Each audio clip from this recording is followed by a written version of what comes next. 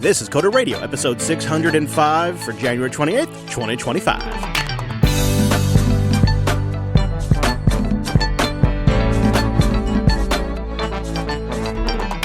Hey friend, welcome into Jupiter Broadcasting's weekly talk show, taking a pragmatic look at the art and the business of software development and the world of technology. Over there, checking his charts, it's our host, Mr. Dominic. Hey, Mike. Hello. Hey, handsome. Are you hodling, I guess, your investments as the stock market crashes around us? I'm so dramatic. It's fine. It's really fine. An amazing panic, though. CNBC was on fire yesterday. Woo! I had it up in the background just as I worked, just for the fun. I love it. I love the panic. But, while all of that was happening, the news about a Java survey that was done around 2,039 Java professionals globally came out, and nobody noticed because we were all talking about NVIDIA. So before we get into everything that happened, just a quick little detour here. This report, which I'll have linked in the show notes, it titles itself bravely The State of Java in 2025, put out by Azul, which is a firm that focuses on Java. They report that 88% of companies are contemplating leaving Oracle Java. 88% of companies are thinking about this. 2 years ago, as you might recall, we talked about this, Oracle shifted their Java licensing model, and they went from something that was actually affordable to something that's absolutely ridiculous. And so 42% of the customers surveyed cited the new costs as a reason. 40% cited they wanted to move to open source solutions, which is huge in my opinion. 37% were just discontent and pissed off by Oracle's sales practices. 36% were uncertainty around licensing changes. And 33% were restrictive Oracle policies. But 88% of companies are considering leaving Oracle Java. They also cite cloud expenses for their Java workloads as being more expensive than other types of workloads. You think this is legit? I don't know why. This doesn't ring true to me for some reason. I mean, you can be really discontent with something in the enterprise and continue to use it for a decade. Yeah, I mean, especially if you're using legacy Oracle Java, it seems like it'd be a pretty big lift. Yeah. People make their entire infrastructure purchasing decisions around this software. I mean, I would almost guess that new projects aren't starting with Oracle Java because I feel like we've kind of moved on from proprietary languages you have to license for quite some time now, right? So yeah, sure, if you were to start a new Java project, I think you'd almost certainly use OpenJDK, right? Why wouldn't you? It's a legacy thing, commercial enterprise solutions, where they get sold a product. This is the requirements of the product. There isn't even a discussion of the Java runtime. Yeah, I'm thinking insurance companies, right? The government, banks, people who have ancient systems. Yeah, sure, they're Wes makes a good point in the chat. They're all the way back on Java 8. Yeah, exactly. Probably, sure, they're paying Oracle for the license because they need security updates and maintenance and all that good stuff. And it probably is extremely frustrating. I believe that. Yeah, but it's probably one of those situations where the lift to change is just it's too much. Right. Well, if you contacted Jupiter Broadcasting and they asked, who's your current ISP? And I said Comcast. And they said, are you considering moving off Comcast? Well, yeah, 100% considering. Can I? No. Would love to. So there's that. You mentioned the live chat. I just want to give that a quick plug. It's really popping today. Thank you, everybody in there. We do the show typically on Tuesdays at noon Pacific, 3 p.m. Eastern. I try to update the calendar if we have to move it around for some reason. And then I also mark it pending in your fancy podcasting 2.0 apps.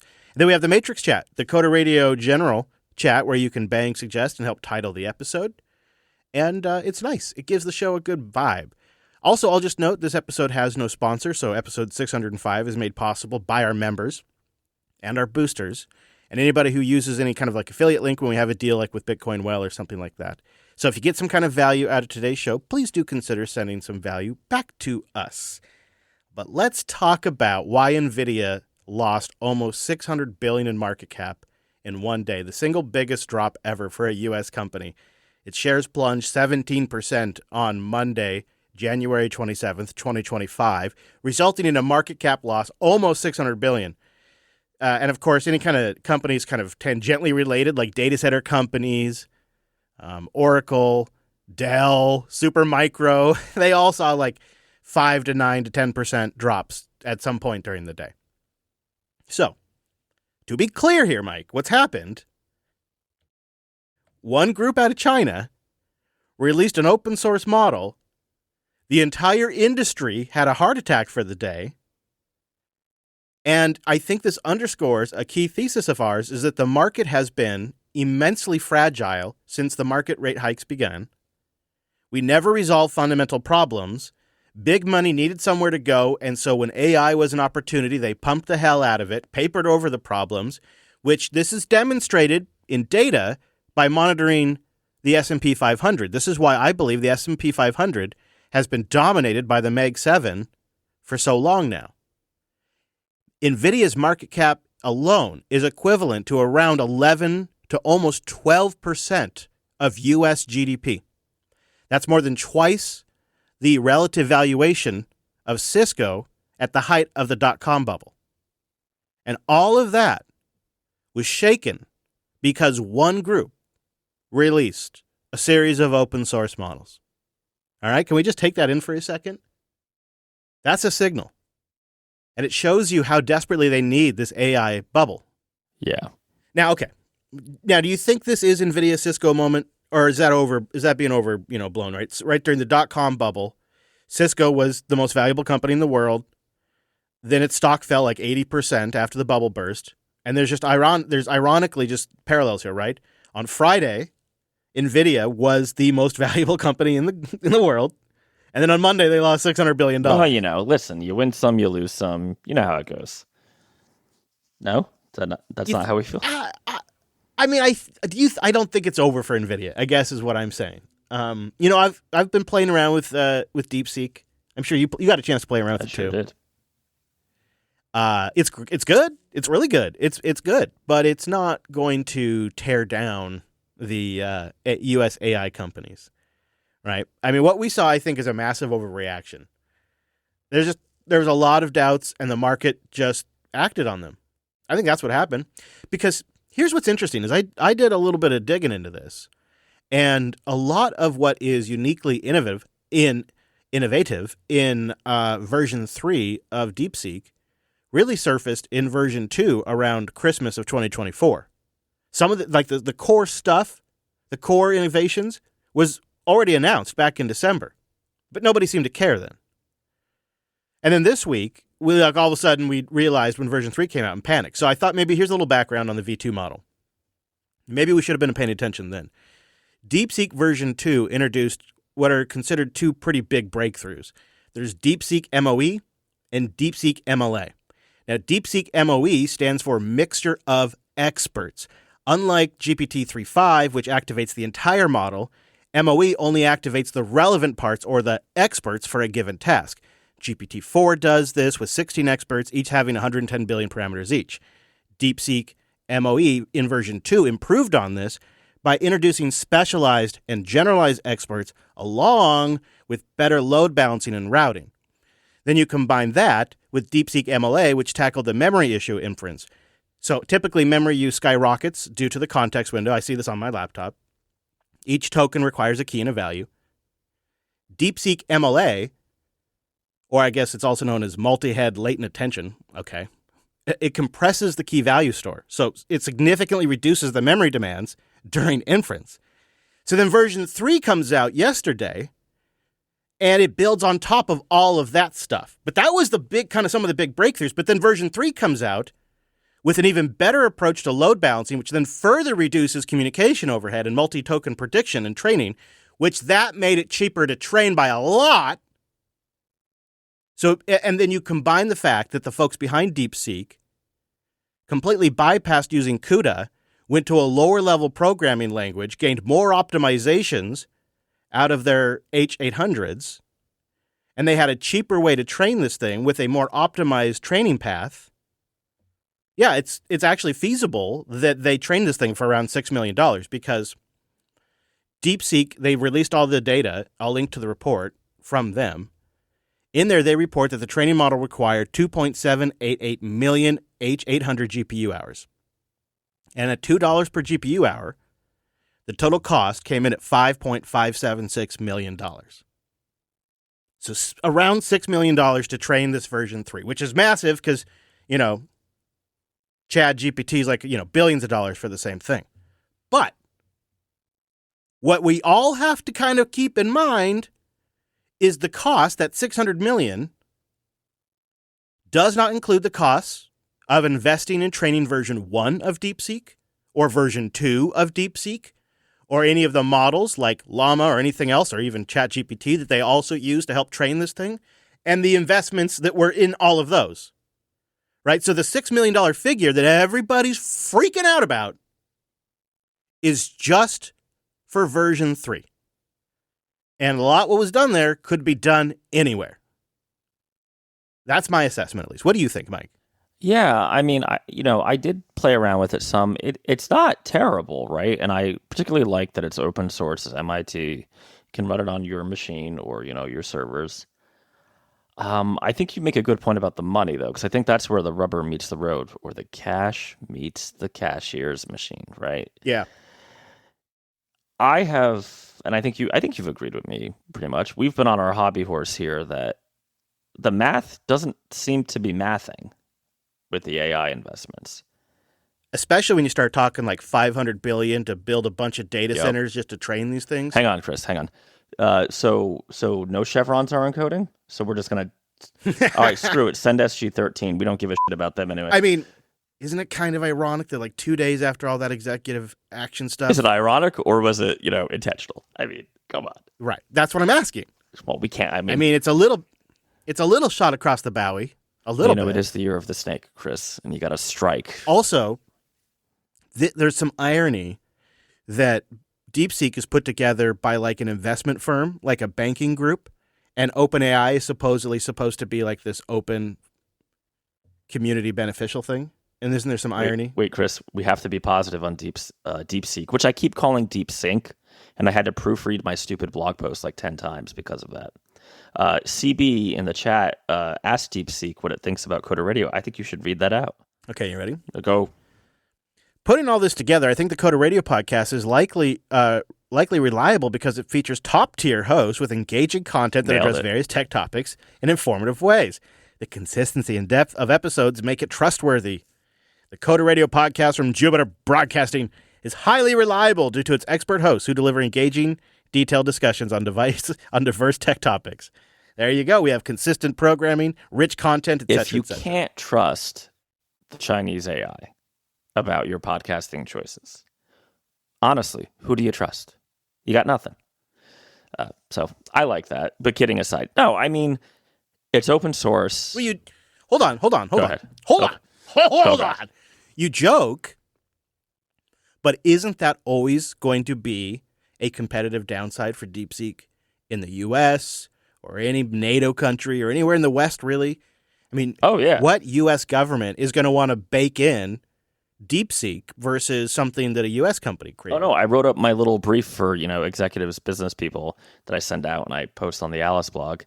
I mean, the big drawback to DeepSeek is that it's in fact Chinese, right?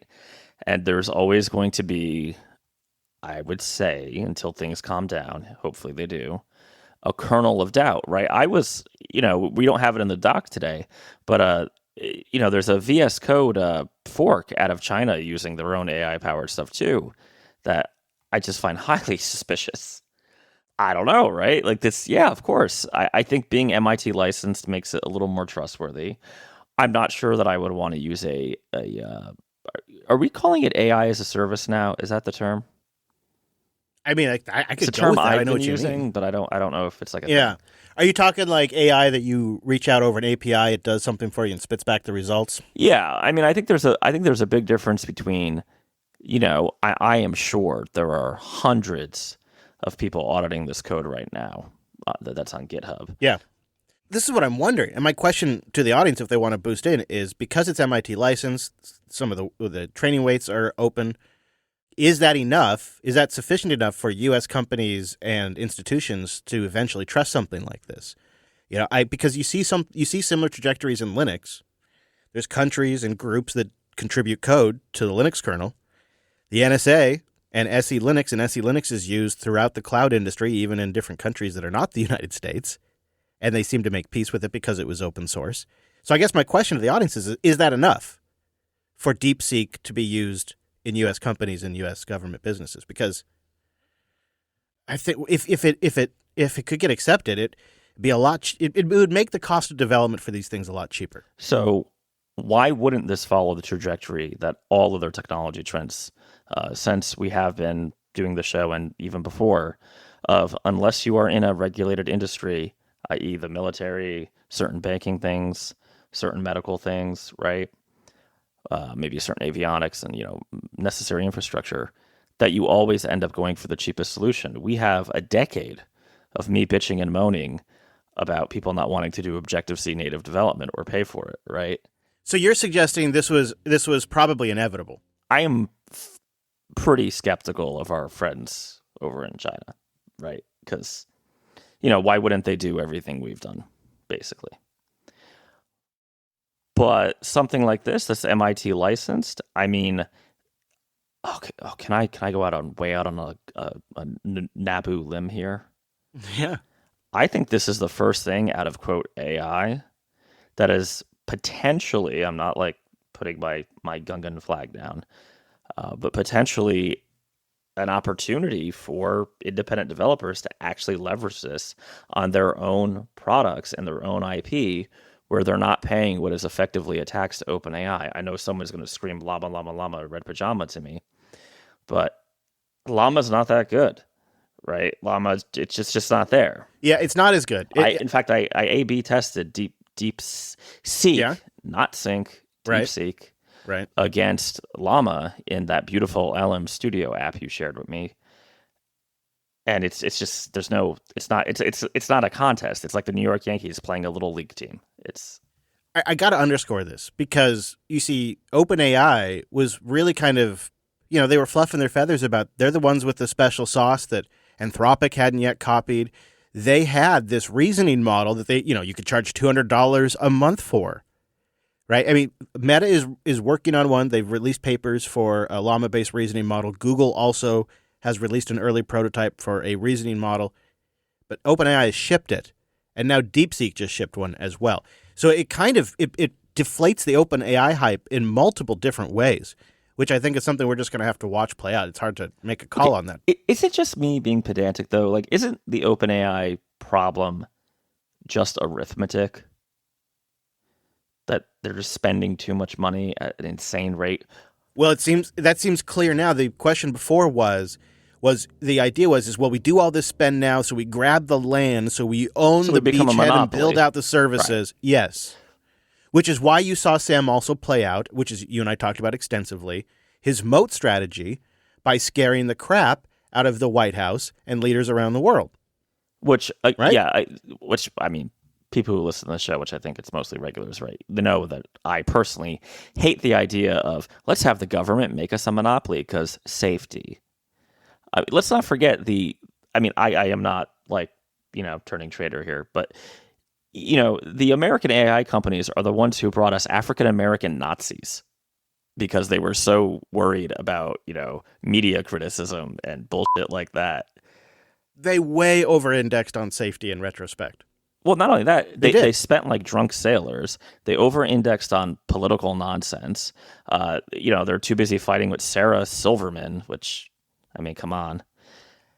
When China the DeepSeek people, and God knows what else they've got going on over there, I think they're going to eat their lunch. And maybe Trump will regulate some safety, right? Trump might put up a moat, but it being open source and MIT license is going to make it really hard for the government to put up a moat to prevent this. See, I don't think you're quite there all the way yet. And I think the U.S. tech companies and the federal government need to get their head around this. What happened yesterday, the $600 billion that was lost, can be put squarely on this moat building effort and the Biden White House executive orders around NVIDIA chips. Sam fearmongered his way into the White House, scared everybody about the powers of AI. They coaxed the White House into taking action before Congress because Congress is too slow. Biden watched a movie and supposedly saw AI fighter jets and got scared about this is out there. You can search it. He watched the latest Top Gun movie, Top Gun. Seriously? And got Go search. Biden watches Top Gun movie and then signs executive order banning H-100s from going to China. That's their story. That forced these China builders with these kind of constraints where they had to go to optimize. They had to work with what they could get access to, like the H-800s. China was forced, these developers in China were forced to bypass CUDA to squeeze even more efficiency out of this thing. So now they're kind of even getting around to some of NVIDIA's moat. It forced them to come up with a cheaper way to train this thing. And then 2 days after Trump signs his new White House EO on AI, China drops DeepSeek version 3 R1. And NVIDIA stock drops $600 billion. I think you can draw a straight line between our attempt to regulate software development and safety and technology and chips from the White House to this moment where the market is shocked that this was possible. Because a lot of it was backed up by two arrogant factors and assumptions made in the United States. One, I think we have had an arrogance and assumption that China's development capabilities do not match our own in this area. Ridiculous. Two, I think there was a false sense of security that this stupid EO that banned H-100s from going to China was going to strain them and prevent them from innovating, because we've always been locked in on the mindset that you got to build more and spend more, and NVIDIA has been happy to scale up and create bigger and better chips. So we never had to try to make it work on smaller, worse chips, slower chips. They were always there providing us the next chip, providing that next pump for the stock market, and we tried to regulate the entire thing from the top down. And what we got is DeepSeek version 3 and $600 billion shaved off NVIDIA. Which, if it's true that they found a way to not have to leverage CUDA, and they're not just like lying and, somehow black market imported the GPUs, which I kind of feel like they probably did find a way around CUDA, that long term is super bad for NVIDIA, right? Their moat has been, 4 letters, CUDA. Especially because a lot of what, makes DeepSeek hum here is inference. And NVIDIA's focused so much on building chips for training. Now, they do, of course, have inference chips, but you know who else who has inference chips for cheap is your MacBook M4. Oh, and by the way, because it's shared memory model, it has access to more RAM than the NVIDIA inference chips do. I don't even know which M I'm running, but let's real-time double check. My M2 Max, let me tell you, DeepSeek runs real fast on this thing. Everybody was laughing that Apple's stock didn't go down yesterday with the crash because Apple's AI is so bad, it's not even in the AI crash. I think the actual reality is the market was shifting to the reality that local, cheap AI is possible, and inference chips, like the neural processors with a shared memory system between the GPU, the disk, and the NPU, are actually going to be extremely competitive in this environment, to the point that I can run DeepSeek version 3 on my M1 Max. It's kind of slow, but I can do it. No, it flies on my M2. Granted, I have stupid RAM, but yeah. And I didn't need a brand new NVIDIA GPU at all. This is, and once again, Uncle Tim, right, our 3D chess player of the day, somehow comes out on top no matter what happens. I mean, in the near term, it does seem like there's going to have to be some reconsideration of like what's the demand for NVIDIA. Although I think they're rebounding. I mean, it does feel like a bit of a shakeup. Well, I mean, this is where I'm going to turn it to you. I think all that's happened here is we guaranteed that the federal government is going to, put in a new keg and let's keep the drunk money flowing. Maybe, yeah, and help everybody build. Also, that Stargate project, I decided to foolishly read the plan, or the publicly available plan. My level of disappointment is pretty high. So, Chris, for the amount of money they're spending, right, and it's going to be more, how many jobs, like real jobs, full-time jobs, do you think they're creating directly? Stay a while and listen. Give me like a high-low. I'm going to say low of 300, high of 50,000. 57. Estimated at 57. Full-time jobs. 1,000? 57,000? 57.00. No. The gains that they're claiming are like tertiary stuff, like, the bar in town will do better. There will be more like people buying houses. Because it's data centers and they're going to be like automated. And they're going to, of course, like any other functional data center, they're going to contract most of their support staff, right? And by support staff, I mean people who aren't tech heads, cleaning, maintenance, all that good stuff. So Right. remember Foxconn in Wisconsin? Poor, Yep. innocent Wisconsin that got just rolled. Yeah, this is going to be Foxconn 2.0. Probably. Now, Mike, I think what happens, my bet would be, is that Microsoft is already going to spend $80 billion on data center infrastructure. SoftBank. Satya came right out and was like, yeah, I was already doing this. I know. Yep. And so is SoftBank. So is Oracle. And, if OpenAI can afford to, they will too. Will it equal $500 billion total? Probably not. But the money comes from the companies, not from the federal government. So we'll see how far they get. Which is like the one good thing about this program. Yeah. It's Stargate. So the tech CEOs reacted to DeepSeek, and Satya said, Yvonne's paradox strikes again. As AI gets more efficient and accessible, we'll see its use skyrocket, turning it into a commodity we just can't get enough of. So the Yvonnes, or however you say it, this paradox in economics occurs when a technological advancement makes a resource more efficient to use, thereby reducing the amount needed for a single application. However, as the cost of using the resource drops, overall demand increases, causing total resource consumption to rise. Yeah, okay. Sam Altman responded about DeepSeek, saying, DeepSeek's R1 is an impressive model, particularly around what they're able to deliver for the price. We will obviously deliver much better models, and also it's legit invigorating to have a new competitor. We will pull up some releases. Oh, I'm sure he's invigorated. I have no doubt. I mean, this is like the kind of thing you say when you have to say something and you're just deeply pissed off. I also like the term, we will pull up some releases, which I believe is a remix of Satya Nadella's term when Microsoft was down. And what they ended up doing is basically just releasing beta versions and then shipping patches after the fact to fix it up. So I don't know if that's what he's talking about, but if I were Sam, I would use this moment to concentrate my power even more so. Oh, I would be. I mean, the problem is you've got to get through your ex-boyfriend Elon, but once you're done with that, because Elon, if you can get near Trump, seriously, if I was Sam, I would find whatever the Top Gun equivalent of the movie Biden saw. But like, even if they were Russians in the movie, just like paint like a Chinese red star on the plane, like do some kind of like filter, you saw it, and just scare the shit out of Trump about China and be like, they said Trump is like ugly and orange. I would really just mess with him and just be like, hey, you should like not let them in the country, which is what he did to startups. So, hey. I think this is Sam's opportunity to say, I told you we needed to move faster. Wait, can I back that out a little bit? It's kind of funny, right? Just OpenAI did to startups by saying, if you let them have the technology and you let them compete with us, they're going to post a bunch of racist crap.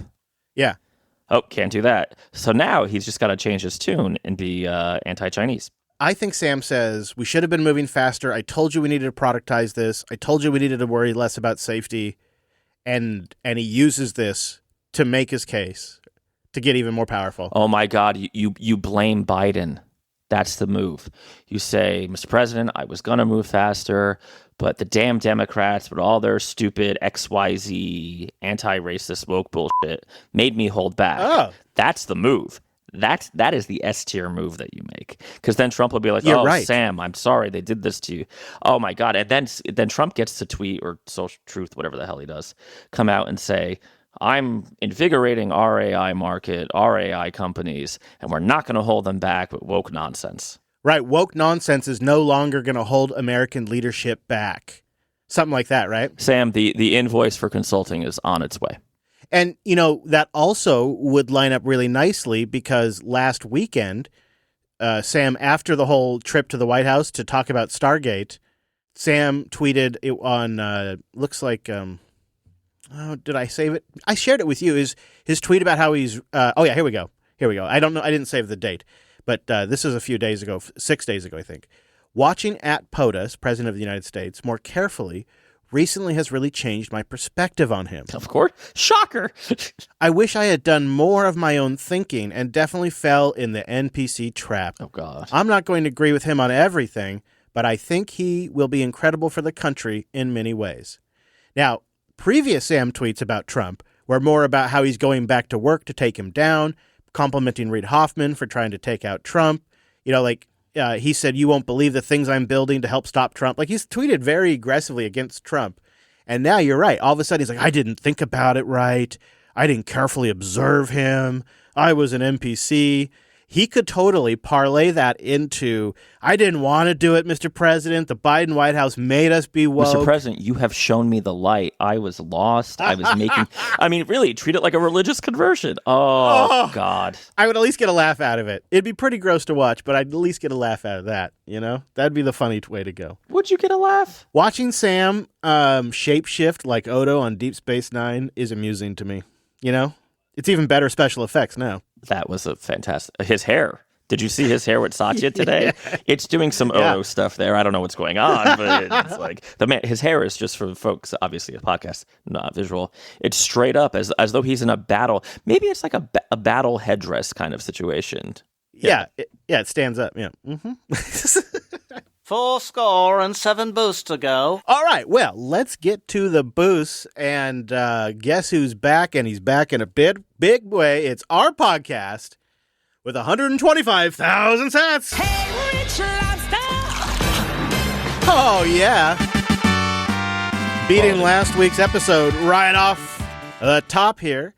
He writes, "Greetings, Mike and Chris. I have quite the corporate IT policy to share." Oh, good. 3 years ago, without any warning, my installation of Firefox was completely wiped out on my work MacBook.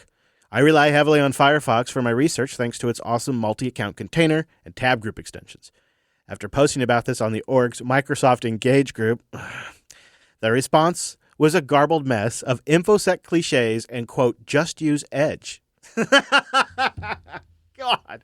At least they didn't make you watch a Top Gun movie to scare the shit out of you. He says, "Thank goodness SSH still works, so I can log into another machine." Oh, my goodness. That's a good one. Thank you, our podcast. That makes me feel better. That makes me, we have much laxer IT policy here at Jupiter Broadcasting than that, so appreciate that. And it's good to hear from you. He's doing all kinds of data stuff over at our podcast and on LinkedIn. We're connected. It's kind of, I don't know, man. I think he just needs to get his Hollywood video card and send Trump a movie. I can't get over the fact that they showed Biden a movie and he did an executive order. I don't believe it. I think it was a cover story. You know what the sad part is? I believe either of them, Trump or Biden, would totally do that. Yeah. So I do have it right here. Speaking to the Associated Press Deputy White House Chief Staff Bruce Reed, he recalled that Biden had grown concerned over the use of AI to generate fake images of himself and clone users' voices. It was during a screening of Mission Impossible Dead Reckoning Part 1 at Camp David. It's even worse than Top Gun. Yeah, sorry, I thought it was Top Gun. Oh. It was during a screening of Mission Impossible Dead Reckoning Part 1 at Camp David that particularly alarmed the president. It is a Tom Cruise film, so I guess I get credit there. I was going to say, this is the TomCruise.ai. There we go. Yeah. He says, in the film, Cruise and his Mission Impossible Force team race against time to contain the Entity, which is a Russian-made AI that turns on its creators and sinks a next-generation submarine, killing all on board within the first few minutes of the movie. Whoever showed him this film did not do it by accident.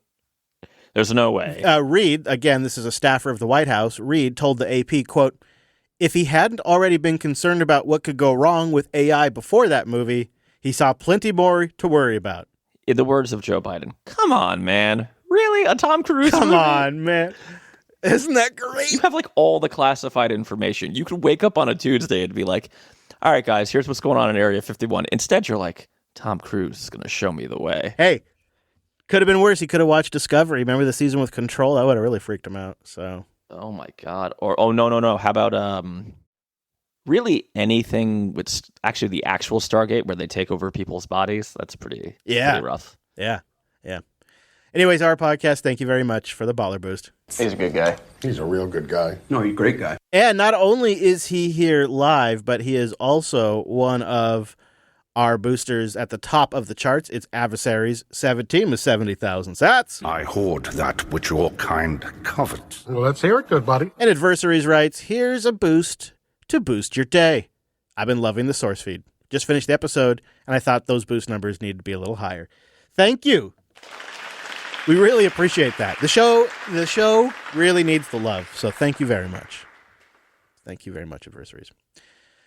Mr. Borkander comes in with 8,999 sats. Here's some more sats for you. It must not stink. Stink is the showstopper. Stink is the missing episode of Coda Radio that brings total obliteration. I will face my stink and will shower. Only sats will remain. A shower listener, I take it. Thank you. That might be our first poem written into Coda Radio. Yeah, and I'm going to believe that it was written in the shower. I'm going to believe that. Preferably with an Apple product that then was permanently water damaged. Producer Jeff comes in with 10,000 sats. Boy, they are doing a lot with mayo these days. Here's a dumb corporate policy. My work gives us a lockdown iPhone and Windows laptops. We use the Microsoft suite with lots of Teams. The policies on the iPhone do not allow me to copy text from Teams that I send myself to paste into the company-built documentation app.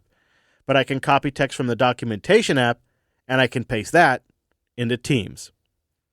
Wow. As for the low boost, people must be recovering from the holiday debts. Could be. So wait. Yeah.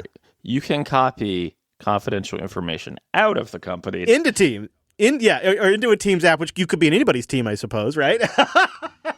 But you can't from Teams go into the documentation. Once it's on the clipboard, couldn't you just copy it like elsewhere? Yeah. But you can't copy from Teams to the doc, which presumably, since you said custom app, is some sort of like lockdown, secure document viewer app. Okay. Well, that's I know that's pretty stupid. Yeah, it's bad. It's real, as the kids would say, Jeff. It's bad. That's real bad. Yeah, that's real bad. Thanks for the boost. Red 5D's here with the Road Ducks, 2,222 sats. I'm behind on my podcast, so not sure if this has been mentioned yet. But Chris, you were asking about remote Windows services that you could RDP into for occasional use. Well, unless you need more powerful hardware than what you have, you could use this Docker image that lets you run Windows in a container and RDP into it. I have thought about that, Red. I have thought about that. There's also one for Mac OS. One died, and I think one still remains out there. But I feel like if I'm going to use a Windows box, I probably need the hardware acceleration. I don't know why else I'd be using it. I don't really have a reason to use Windows, so perhaps that's why I'm having a hard time conceiving of it. But I like the idea. I flip a switch and I have fully hardware accelerated Windows. Then I turn it off and it goes away and I never have to think about it again. Essentially what you get with NVIDIA GeForce Now if they just didn't force me to play video games. All right. Here's our last one, Mr. Dominic. It's DG at PTC with 5,000 sats. That's a Jar Jar boost. Use a boost. I didn't realize that prompt engineering was becoming such a thing. So many AI solutions are just really an interface to an LLM with a clever prompt wrapping each query. Yeah. There are subreddits dedicated to this. He says you can go search GitHub for Olama OCR, for example. And you know what? You really get better results with a properly engineered prompt. You do. It matters. And some of my best stuff is things that I've found either on social media or on Reddit, or somebody sent it in and said, hey, I've tried this. And then I tweak it for my use case. Yeah. And so the more, and also like the more context you can give them. Yeah. That is DG. It's like, it is a whole thing. And just like for a while with search engines, there were people that knew how to compose a really good search and could get results out of, older search engines. And so they had an advantage over other folks. I think we're there with prompt engineering. But thank you for the boost. Appreciate it. All right. Thank you, everybody who streamed sats as well. We had 14 of you just stream sats as you listened to the pod, and collectively you stacked 9,526 sats. When you combine that with our 6 boosters, we stacked a grand total of a much, much better 230,747 sats.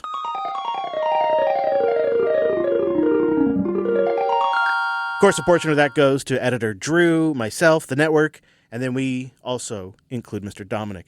So all of that goes, and from time to time, I also will split out to like an open source project or a foundation that's raising funds. So from time to time, we do that. We also include some of the podcasting 2.0 developers and the podcast index as well.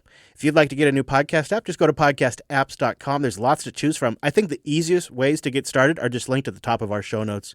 And we really do appreciate if you got some value out of this episode, sending a little bit back to us. We really do appreciate it. Boost! Thank you, everybody who participates. Now, back to the show, Mr. Dominic. You seem to have quite a bad time, and I didn't catch all of it, but the key words I got was A, something involving like a CI/CD pipeline you were using, yeah. something that was ridiculous, and basically a total non-starter for the type of work that you're doing. And I was like, all right, don't tell me anymore. Save it for the show. Yeah. Oh, man. So GitHub, they have their GitHub actions. And I guess now they're doing forced updates on them, which, you can kind of see why, right? I mean, I'm not trying to be a total curmudgeon here, but I had a situation where an old client called, hey, we want to change something little, can you just do that for us real fast? I haven't deployed to this thing in forever. They've kind of been, it's behind their firewall. They're doing their own, they're running it, right? It's just running. So I'm like, sure, no problem. Little did I know. How hard could it be? How hard could it be? This is a slam dunk, right? Wrong. Uh-oh. I had to rewrite my action script. Now, it wasn't so bad because I got lucky that the only the ones I had were fairly minor, and just the straight upgrade, they still worked. There is definitely a real possibility, and I saw people complaining on Reddit about this, that, your stuff just breaks and you can't deploy anymore. And it doesn't warn you, it just doesn't deploy. It refuses, right? Anybody familiar with the GitHub Actions UI, right when you push, if you open the GitHub Actions UI in your browser, it just tells you straight out, I'm refusing to push, this version is deprecated, blah, blah, blah. You were warned, basically. Okay. Okay, so that is a maybe viable thing for companies whose product is their software. Or, when you have a valid maintenance contract, which me and this client do not. Yeah. So it put me in a horrible position. I did fix it, but then I had to go be like, so this is going to be more money, right? I had to call them and be like, you got to pay me more money. Not fun. Not a good conversation. I mean, they were fine. I got to pay you more money. Why exactly? Well, because, the quote unquote open source thing we're using on GitHub decided to just deprecate that version. We had to do a in-place upgrade. Yeah, it's not our fault, but it's our fault because we used it, but it's not our fault that they changed it, and we can't just fix it for free. Yeah, I find this incredibly irritating because, I know there'll be the alpha nerds out there who are like, well, you got to keep your stuff up to date. Have you ever sold anything yourself? Is what I would say to that person. Because people, particularly non-technical business people, hate paying for maintenance contracts. Because it's true. If you've done a good job and there's not a lot of issues, they're paying you every month or every quarter to do nothing most of the time, right? Just routine updates and, checks and a little bit of maintenance here and there. But what happens if you don't have one is you're either doing the work for free as the vendor, right, updating to match stuff like this, or when they want to change something small, it's a bigger job than anybody would expect. Yeah. Which was the case this time. So I don't know. I think GitHub, which is weird because they're a Microsoft company now, really needs to, sure, put up the nasty warning that this is deprecated. And that's what I wish they had done. A big red, even pump it into my Slack, because that's how I do my my CI deployments. Right. And then I would take that warning and go to the customer and say, we really need to update this, and this is what it would cost to do that.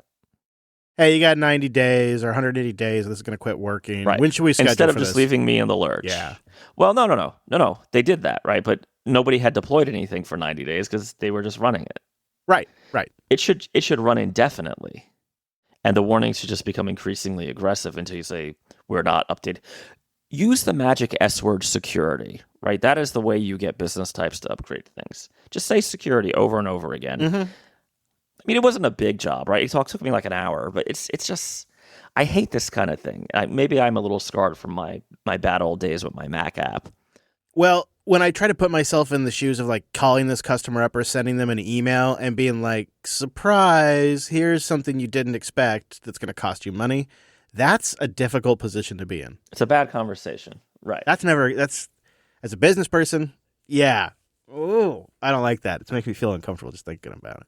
Yeah. It's just not, it's, especially in today's age, there's always SaaS salespeople sniffing around looking to get in there. Yeah. And yeah, I don't know. I think GitHub needs to maybe go to, not Cupertino, go to Redmond and talk to some of their Microsoft colleagues about legacy support. Yeah.